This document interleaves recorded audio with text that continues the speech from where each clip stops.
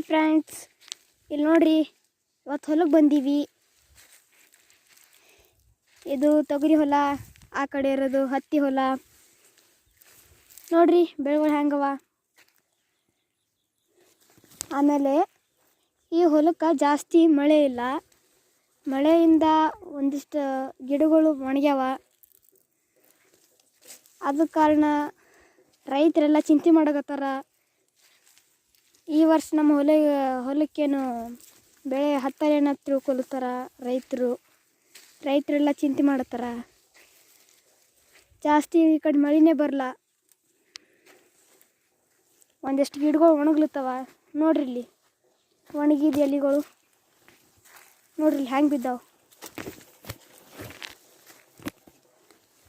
10-15 ಚೀಲ ಆತವ್ರಿ ಇವೆಲ್ಲ ಕುಡಿಸಿಟ್ರೆ.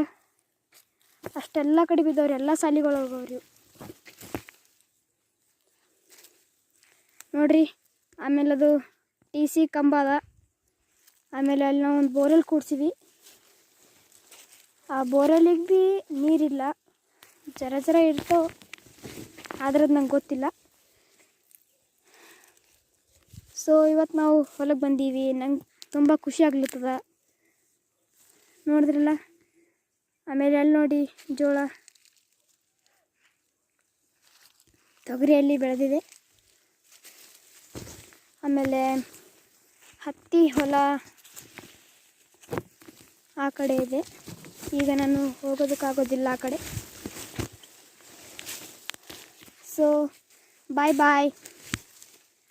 Thank you for watching.